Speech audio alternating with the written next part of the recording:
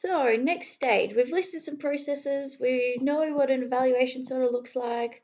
We've had a look at the beginning of the criteria, always looking peachy. What we need to do now is the external assessment summary. So this goes on the top of your evaluation. It is 150 words maximum, and the purpose is to provide background information about your topic and the nature of your research project. It is specifically marked for S3, but it is, I guess, a chance if you want to get fancy later to add in some pretty judgment words once we get going with them.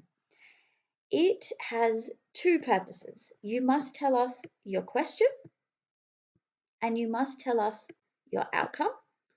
And sandwiched in between those, realistically, is you must tell us what you did. That is it. It is the happy story of your research project. Okay. So, as you can see here, student has research question. She gives us a sentence about why she chose it.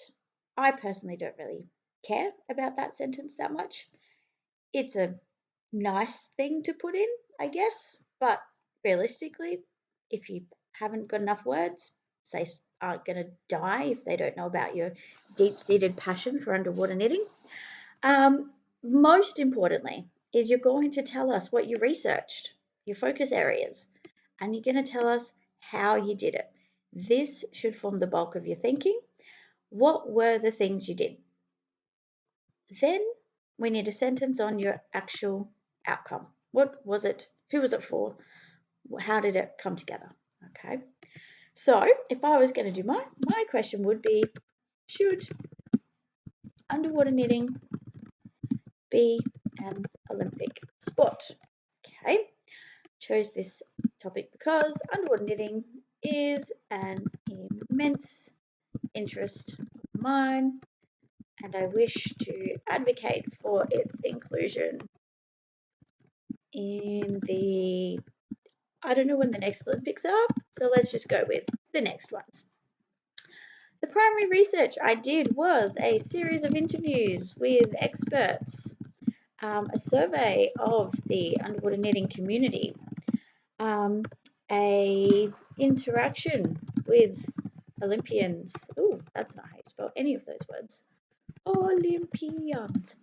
I don't know, some collation of academic research, review of magazine publications, and collation of online materials. You'll notice at each point I place a verb. I do not list my sources by themselves. I talk about what I did with them. It is very important. That should really say conducted a series. Okay. Please make sure that you have verbs. Verbs are really useful. Okay. Now I smushed the primary and the secondary together.